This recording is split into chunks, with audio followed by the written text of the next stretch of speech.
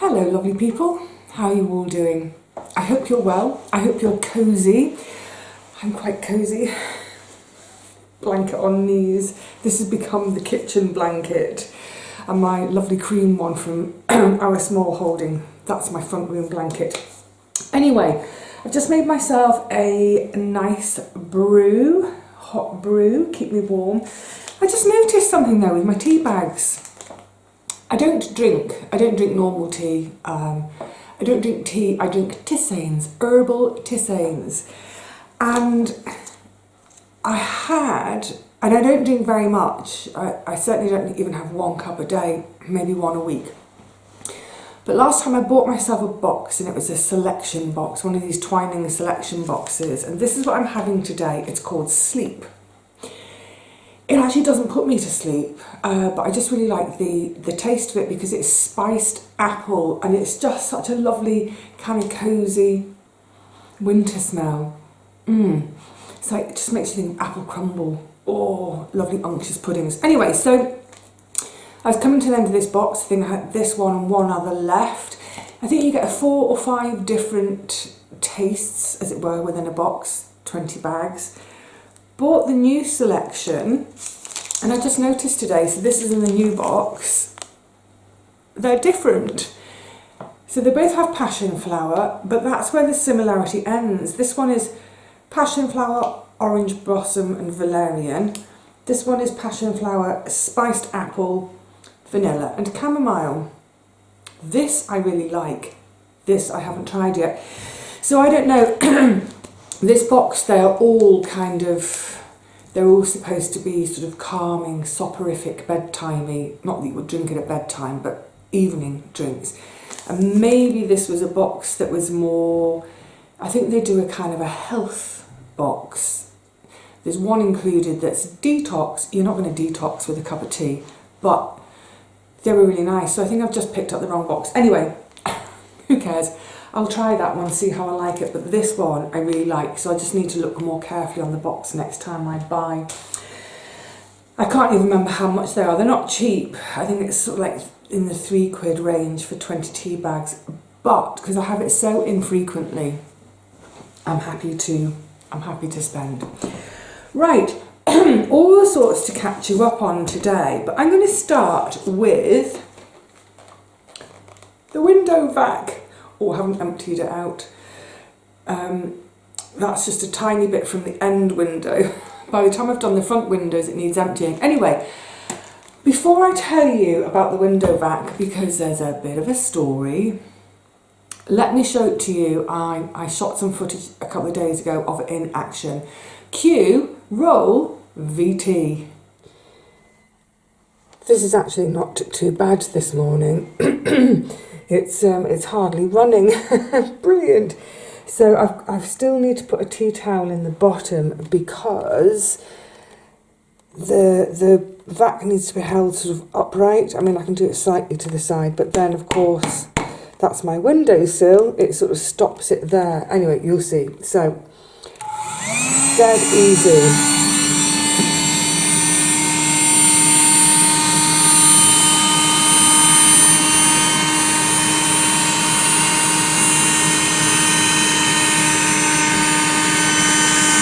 And then a bit trickier at the bottom because of the upright thing.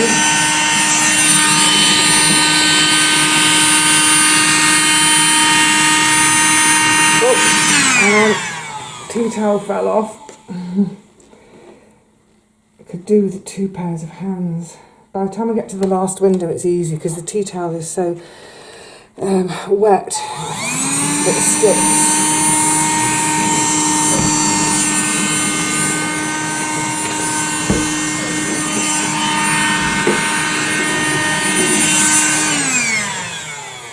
Yeah, there's always that last little bit, but it's definitely quicker and easier with this. Excuse me. Yeah, it's definitely quicker and easier, and the main thing is I'm not left with tons of sopping tea towels, because basically one window I haven't done the upper sash. Just one of these is enough to make a tea towel sopping. So yeah, rather catch the water in here, and then there's a little spout here, just this bit pulls up and off, tip it out, job's a good one. So as you can see, it does a pretty good job. I'm having to do it, some days I'm having to do it 4 or 5 times a day. It's crazy. And that's not because I've got washing hanging around, you know, that's on a washing free day. It's just the issue with having thin glass, single glazing. The glass is so cold to touch that any water I evaporate every time I breathe out, it's landing on the windows and condensing, and just the ambient moisture in the air. But anyway, yeah, it works really well. It's really easy to use, it's easy to empty, it's easy to recharge, and also just getting that condensation off, it really makes a difference to the light coming through. I was quite flabbergasted actually by just how much light gets occluded by leaving the condensation there. So yeah, really pleased with it. It's a make I've never heard of before. It's called Tower, and I got it at good old Nixon's. However, I have another one here. I bought this it's about 6 weeks ago now, and I bought it online. I used it, great. Well, actually when Richard and Paul were last here, Richard wanted to have a go because they were thinking about getting one. It worked great, really pleased with it, but it would not recharge. So, noisy upstairs. So, I obviously got back to the company that I bought it from to say, it's faulty, I'd like a refund please. And herein is my lesson to everybody, and I'm kicking myself. I feel like I'm an idiot, I shouldn't have done it. The reason I bought it online, well firstly I wasn't sure that I'd get one locally, I should have just gone to Nixon's, but this was on a Friday evening, and I'd been cleaning the windows, getting the condensation off with tea towels, old rags, you name it. But every day I was ending up with anywhere between 5 and 10 sopping wet rags that I'm then hanging to dry. And of course all the moisture in them is just evaporating straight back into the air, never-ending cycle. Utterly fed up, and I thought, goodness me, it's only the start of winter. I mean, this was back in November, so it wasn't even winter yet. I thought this is just going to get worse as we go into winter, so I'm going to go online, find one. So I put in my kind of, window vac, blah, blah, blah. Found one, it was on sale, it was reduced from, let me just see, yeah, it was a 50% reduction, so this should have been 40 quid and it was down to 20. I thought, brilliant, I'll have it. Did all my bits and bobs, yes, and then there was a split second as I was pressing the purchase button and my head saying, no, don't do it, Vivi! Because I bought it through a company I bought something from years ago, and I had not the same issue, I've not bought a window vac before, but I had the same issue in terms of a refund with them, as in, didn't get one. Stupidly, I bought it from Sports Direct. I just wasn't thinking, I was just so desperate to get this problem solved with my windows, with the condensation. Anyway, I pressed, it's like, oh, you idiot. Oh well. Anyway, so it arrived, and like I said, it worked. I was chuffed, oh, this is going to be great. And then went to recharge it and it will not recharge. So I immediately got back in touch with Sports Direct to say, the item is faulty, I'd like a refund. I won't go into all the ins and outs. This has been going on for 6 weeks. The first email I got back was, to proceed with this, we need your email address. So I wrote back to them and said, well, you've got my email address because that's how you've emailed me, but okay, here's my email address. Next email, we need your name and delivery address. Getting my name. Next email, and this isn't like one after the other, this is a day later. So it's like almost like every day there's a trickle. And they wanted photographs of the item, so I photographed it, put a note in to say you're not really going to see anything on the photograph though, because the fault is it won't recharge. It's not, you can't see damage from the outside. I'd like a refund, please. I didn't hear anything for 3 or 4 days, and then got an email. We're sending a replacement. And I immediately emailed back to say, I do not want a replacement, I want a refund. You know, I know my consumer rights. When I buy something online, if it's faulty, oh, I can't remember now, I had to look it up. It's either 30 or 14 days, but I was within the time thing to request a refund. I don't want a replacement, send a refund. Anyway, the long and the short is, they've said, you'll only get a refund if you send this one back. But I had to send it back at my own expense. I was like, no, I didn't want the replacement. It's been going on for weeks. When the replacement came, I said, I don't need it, I don't want it. In the meantime, I bought a replacement from a reputable company. They said, well, you could give it away or sell it on eBay. So I replied, I'm not going to sell it on eBay because it might be faulty like the first one was faulty. Anyway, yeah, going to get in a tizzy. The long and the short is, this has been going on for 6 weeks now that I've been trying to get a refund. They are not going to refund me, it's clear. I think the practice with that company is to make people give up. Oh, and just to say as well, on the website, you go to the returning, and it says, if the item is faulty, contact customer service.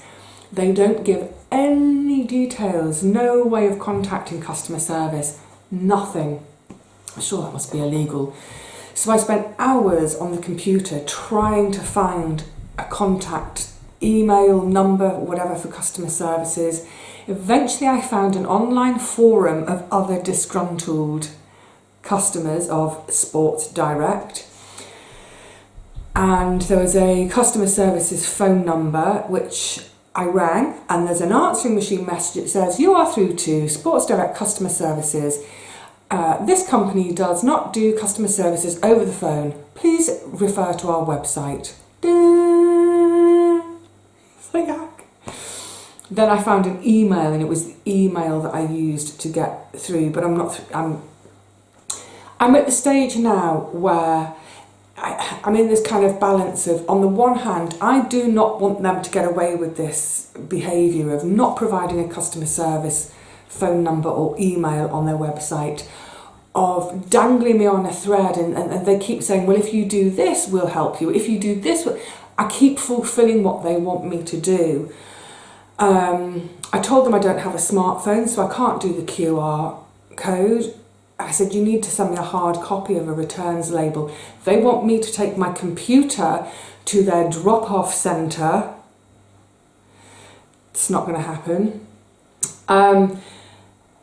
Yeah, so on the one hand, I just want to, and I think this is the route I'm going to go now, is just forget it ever happened. Just warn as many other people as possible about this, frankly, it feels criminal company to me. But on the other hand, I've already invested so much time. I reckon I've probably spent 10 hours or more trying to get a refund, which is just ridiculous. And if I think my hourly rate, as it were, what I make £2.50 an hour. So that's another 25 quid of my time wasted. And it's not just the time of emailing or trying to phone or whatever, but it's then whenever they've sent me an email and I've responded to say, stop mucking about, just give me a refund, I then have the next 2 or 3 hours where I'm seething with the way they treat their customers, that it stops me from concentrating on other work. Anyway, you know, I've learned the hard way. I thought I'd learned the first time around with them, and I don't know why I forgot in that moment and pressed purchase, but I would say do not purchase from that company, because if there's a problem, you are going to go out of your mind trying to get a refund, and you probably won't get a refund. But anyway, this one I've got from Nixon's, and it's working perfectly well. I'm chuffed with it. It is, like I mentioned, it's a bit tricky because you have to keep it upright. You can kind of put it on the slight slant, but with my windowsills being so big, I can't quite get to the bottom. But I have the tea towel at the bottom anyway, because as you're pulling it down, the windows are so wet. The minute I put it on at the top, it creates little streams. So that tea towel sits at the bottom to catch. It's just one tea towel now though, one tea towel for the whole flat. Brilliant. Yeah, chuffed with it. Oh, actually, funnily enough, I've put a note here. Oh, let's have a sip. I wonder if it's cold enough yet. Sorry, I was a bit slurpy, wasn't it? It is really lovely, this one. I mean, it's subtle. They're always subtle, aren't they? But it's not like sometimes. The ones I don't like are all the red coloured ones, because I always think the smell and look is so promising, and then when you drink it, it just feels like hot water. But this actually does have a nice taste to it. Yum. And it's nice to put one's hands around a mug, isn't it? My lovely Nancy mug. Yes, coincidentally with the whole consumer affairs thing, I've been listening. I listen to it on the radio, but you can probably listen to it on the computer. I think the series might have come to an end, or might be about to. But Tuesday nights 6:30. So you know I like my 6:30 slot on Radio 4, bit of comedy. Monday night's always the best night, because it's usually either I'm Sorry I Haven't a Clue or Just a Minute, one of those classics. But this one is new to me, and it's called, brilliant, One Person Found This Helpful. It's hosted by Frank Skinner, and it's a comedy panel show. So I think there are 4 on each week, and sometimes they get split into teams of 2, and sometimes they're just answering individually. But I found it really funny. Oh, excuse me, it's because it's quite chilly in here. My nose wants to run. The whole premise is that one person found this useful. It's all about online reviews. So how apt. I need to be leaving my review for my 1,000,001 blimmin' window vacs. I think the new guests include children, so if you can hear thumps, it's because they've got kids. People do not know. Anyway, I'm not going to go into parenting. Yeah, one person found this useful. So one of the rounds, for instance, is Frank will read out a review, and the panel have to guess what it's for, because some of it is so utterly random. Had me cracking up. One of the rounds I was listening to the other day was specifically reviews for books. So they read the review out, and you think, what? And it just, some of them just don't make no sense. I went a bit London. They don't make no sense. They don't make any sense. It's hilarious. Anyway, I highly recommend it. It's that perfect time of day if you're just thinking about, starting to think about maybe doing some veg prep for dinner that night. 6:30 on Radio 4 is usually something really fun to listen to. And I thought how utterly perfect for me at the moment, because I've had another internet, but I'll leave that to another video. Otherwise, this is all going to be... So, oh yes, this as well. I had a lovely email that actually made my eyes prick. Such a soppy. It was from my old boiler company.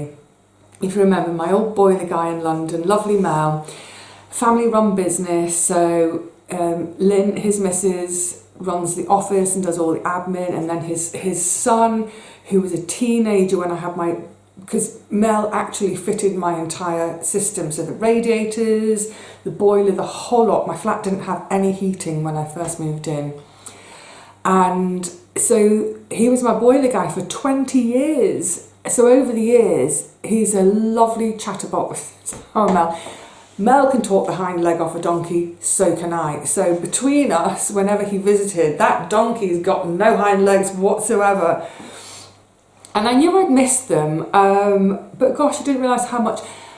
they knew that I was planning to move, and the last time I had the boiler serviced, I did say, I think this might be the last one. I'm hoping it is, because I'm hoping this move happens. So yeah, I got an email, and I think it was a bit of a round robin one. I think my email must have just been in their system still, because it was just along the lines of, this back in October, I think. So, you know, just before we get really into winter, make sure to book your boiler service if it's due anytime soon. We've got some slots available, etc., etc. So I wrote back to say, you know, I've moved. I don't need you anymore. I'm so sorry, but you know, thank you for your wonderful, fantastic service over the years, but also just thank you for being really, really lovely people. Such a lovely family. I said, but I did leave your details with my purchaser. So Miss J, who bought my flat, I left the details with her. Anyway, I then got a really sweet email back, not an automated one, to say, yeah, we miss you. And Miss J has already called us for the annual service, because mine was always timed. I always tried to get my service done sort of end of September, beginning of October, so before the winter and before Mel and the team got really busy with, you know, people's boilers breaking over winter. So she'd already been in touch, and so yeah, so the lovely Mel is still going to, not my flat anymore, but he's still going to the cottage in the sky to look after that boiler. I don't know why, it just made me, it made my eyes prick a bit, and I think it's because, you know, I mean, obviously I lived in the neighbourhood for so long, but I was really well rooted there, and, you know, had so many lovely acquaintances, you know, people to, if I saw Mel in the street, would always stop and have a natter. And my old plot friend, and also outside of the plot friend, Gary, he and Mel know each other, so everyone knows each other, and it was such a wonderfully friendly, tight-knit community, which is why it still upsets me when people go, oh, London, you're better off out of there, or oh, London, no one ever talks to each other. It's just not true. I lived in a really lovely neighbourhood. So yeah, I had just missing them all a bit. What else? Oh my goodness, I'm so proud of myself. A horrible job. Have you had your lunch? Have you finished your lunch?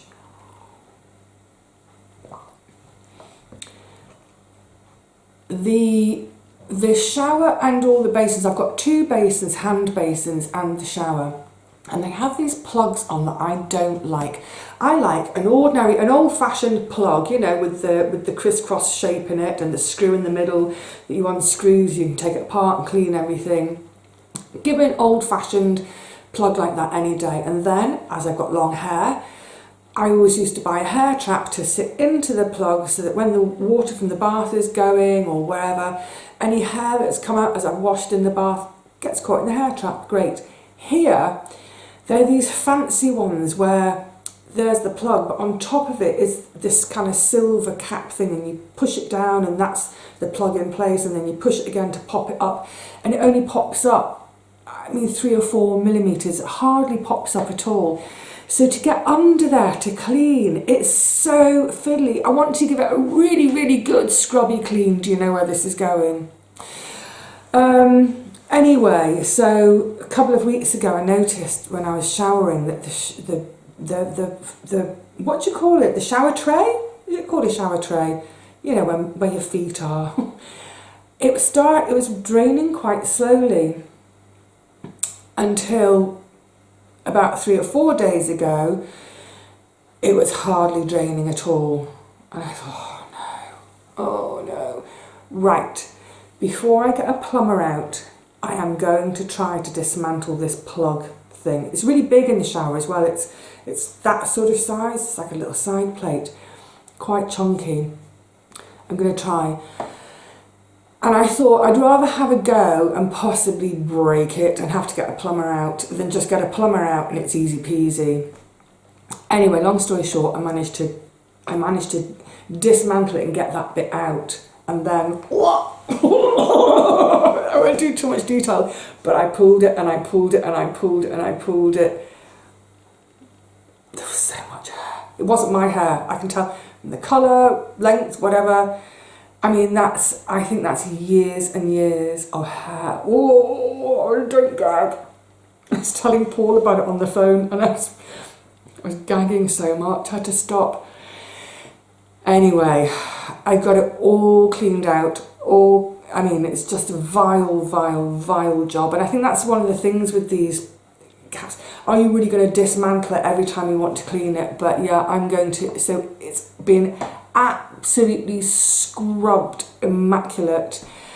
And I think it's one of those jobs, maybe I'll do it once a month. Maybe the first time I'll do it once a month and see how it's going. Because the other thing is, before I have a shower, I brush my hair. I brush my hair loads and loads and loads and loads and loads and loads and loads to get any loose hair out. And then when I've had my shower, I notice there might be 2 or 3 hairs, you know, in the shower tray. It is called a shower tray, isn't it? And they're very obvious because they're long, brownish hairs. So I was like, oh, quick, grab, and then I put them on my shower stool so they don't go down the plug. But anyway, it might be that it only needs dismantling and really thoroughly cleaning once every 3 months, maybe once every 6 months. But I'm certainly going to be keeping an eye on it because that was an absolutely rank job to do. Rank. I'm getting warm now, my tea's doing the job. Hang on, this blanket's thoroughly wrapped around me. Yeah, on to happier stuff. Oh no, that's happy stuff though. It's just, I mean, it's vile, but it's happy stuff because it's like, yeah, once again, it's that thing of don't be scared to have a go yourself with a job. The yuck was horrible. And the whole time I was doing it, I was gagging as I was doing it. I stopped at one point, I was laughing my head off in the bathroom because I thought, it's a good job no one can see you, Vivi, because you're kind of going, come on, come on. It's like, I'm going to do it. But yeah, not the yuck factor, but yeah, just have a go because I don't know how much a plumber would have cost. Probably, you know, with call out and doing it, it's probably going to be £100 as a minimum thing, isn't it? Because you do the call out and then they do the work. And even if they're done in 5 minutes, and also I wouldn't want to impose that on a plumber. I'm guessing they see that all the time though. So yeah, if you've got the old-fashioned plugs like I used to have in my old flat, a hair trap costs, I don't know, £1. Buy a hair trap from an ironmonger's or probably places like Poundland, that kind of place do them. I've seen them in plastic, I had the metal ones. They're like a big tea strainer to fit over the plug. Prevention is better than cure. Brilliant. Ah, yes, and I've just remembered this, I need to organise. I saw this in the local paper. Don't forget to tree cycle. So obviously, because I've got the tree, I need to get it collected, disposed of. So there are a couple of charities doing it round here. There's the Lewis Manning Hospice Care. And then there's this group called Diverse Abilities. I don't know them, I'm going to look them up, but they said they're collecting from Litchett Matravers, Litchett Minster, Sturminster Marshall, Sturminster Newton, Swanage, Tolpuddle, Wareham and Wool. So I'm in their area. Great, and they suggest a donation. So yeah, I'll organise, I'll get in touch with one or the other of them to say to come and collect my Christmas tree after 12th night, and they can get it chipped and composted and used elsewhere, plus a little bit of money for the charity. Okay, what's the time? Oh, come on, let's crack on. I don't want to keep you too long today. Quick couple of books. Thank you so much to Anita for these two. So if you remember, I think it was back in September, do you remember in September? Paul gave to me, introduced me to The Sea Detective. This is Mark Douglas Home. This is book 1. The first one I read though is this one. You see there? The Woman Who Walked Into the Sea. That's book number 2. So I read number 2 first. And then I read The Malice of Waves, which is book number 3. Oh, there we go. There's all 3 in order. 1, 2, 3. So I've read 2 and 3 and really thoroughly enjoyed them. I don't read a lot of fiction, but yeah, they're real page turners. So Anita, bless her, sent these. She, after my reviews, she bought the set of 4 second hand. She sent these 2 on to me, so now I've got them third hand. Paul still hasn't read number 4, so he's going to get that fourth hand. Brilliant. And once again, I thoroughly enjoyed them. Real page turners. Both of them I finished in a night. It's about a 5-hour read, I would say. So yeah, I had a couple of late nights with them. Great stories again. So for those of you who don't know anything about this character, he's studied marine sciences, he's an oceanographer, and his specialisation is working out, using tides, currents, wind, all of that sort of stuff, working out where lost things may have ended up. So initially it's about lost cargoes from ships, for example, but later on it all becomes about bodies and murders or missing people. So if a body is washed up on a certain shore on a certain date, he can use his knowledge, the currents, etc., to work backwards to work out where that body might have gone into the water, or the other way around. If it's sort of like man overboard at a certain location, he can work out where they might have ended up.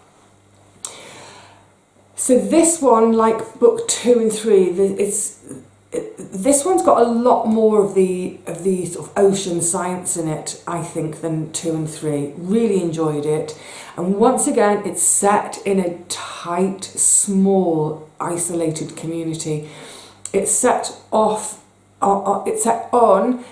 and off a fictional island off the north coast. So here's Scotland, and this island is just up there. It's just up here. So here's Orkney and here's Shetland. So it's a fictional island, but it's kind of based on obviously his experiences of the islands, of the Hebridean Islands, Orkney, Shetland, that sort of thing. So it's that tight, closed community thing again that he does so well in books 2 and 3 of. It's a really small community. If an outsider comes in, that outsider sticks out like a sore thumb. The sense of foreboding within that tiny community, that even within the community there may be one person who is shunned within the community. Yeah, so we've got that in Spadesful again.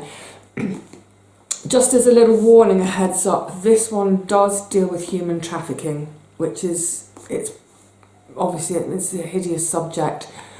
He doesn't describe in any detail what happens to its girls. He doesn't describe any of what happens to them once they've been trafficked. It's more sort of the subject around it. So don't worry, there's no graphic, horrible scenes of child abuse, because that would just be too, I mean, it's horrible as it is, but it doesn't go that far. But the interesting thing, and I didn't get this in 2 and 3, maybe it's because it's a while ago, but I certainly got it in both of these, is he's a fantastic weaver of webs. I would say it needs to be read in chunks. When I say chunks, I mean sort of 50, 100 pages at a time, because there are so many threads and so many characters initially. It would be so easy to lose track of them if you're only reading a few pages a day, or not reading it for a few days and picking it up the following weekend. You'd probably forget, oh, hang on, what's that one? What's that one? So I was likening it to, I was thinking about this, how to describe it. Imagine a city, let's say London, here. And you've got buses coming in from Hertfordshire, from Bucks, from Kent, from Sussex, from Surrey, from Hampshire. You've got all these bus routes coming in, the number 70 bus, the number 50, the number 23. And on each bus is a whole load of characters, a whole cast of characters. So in chapter 1, we find out about the characters who are on the bus number 70. Chapter 2, it's all about everyone who's on bus 23. Chapter 3 is everyone who's on bus number 40. It's like, what? Who are all these people? What's it? Trying to keep track of them. But gradually, as the buses converge into the city, we start to see where the overlap is and the connections and how it's all coming together. And that for me happened, it was about halfway through the book, I started to go, oh, I see, this thread is going to be coming here and this one's coming, and they're going to join. So if you've never read him and you start with book 1, don't give up too quickly. Give it a go, read a chunk of it so you can get your head around all these different threads that are coming together. It's definitely worth it. He's a real good page turner. Like I said, I don't read much fiction, but I couldn't put it down because I wanted to know what the heck is going on and who the heck is doing things. Likewise, number 4, it's a bit of a departure because we don't have that small community thing anymore. There is an island in it. But this one we're in France, we're in Holland, we're in Scotland. But again, it's that deliciousness of all these different threads. Like I say, he's a master weaver of story webs. And again, I couldn't put it down. I had to know, how is this coming together? How is it all going to be tied neatly up in a bow by the end? So yeah, thank you to Paul in the first place for passing his couple of old copies on to me and encouraging me to give them a go. I would never have picked them up in a charity shop myself. I would have, crime fiction. But I'm so glad he did because it's great. And thank you so much, Anita, for... I now have these third-hand copies, one of which, that one's going to Paul, that one will go to one of the charity shops around here. But yeah, what fantastic page turners. Thank you to Mark Douglas Home. And just in case I was talking too quickly, sorry, there are numbers 1, 2 and 3. So we've got The Sea Detective is number 1, The Woman Who Walked into the Sea is number 2, and Malice of the Waves is number 3. It didn't matter that I'd read them out of sequence. However, now that I've read that, because there's a couple of there's one character who does, I can't remember if she was in 2 and 3 as well, but she certainly reappears in here. So I was really glad I'd read it because it made way more sense of her in this book. Yeah, maybe try and read them in order. All right, my lovelies, I think that's enough natter for today. Don't shop with Sports Direct. No. But if you've been thinking about getting a window vac, just to make your life easier, instead of having so many rags and towels, towels, whatever, dripping all day, every day with your condensation, I've been perfectly happy with this by Tower. It cost, and I don't think there was any money off. I'm just trying to remember if they had a reduced price. I paid £25 for it, and I think that was full price. But honestly, for just making life a bit easier and more pleasurable for this whole winter, I thought that was money well spent. I'm really glad. Right, lovelies, I will see you all again really soon. Not sure for what, but when I see you, I'll see you. So until then, please look after yourselves. Stay cosy. I'm getting chilly again. It's that thing, isn't it? Wrap up. Take layers off. Wrap up again. I'm fine. So until the next one, yes, look after yourselves. For now, though, cheerio.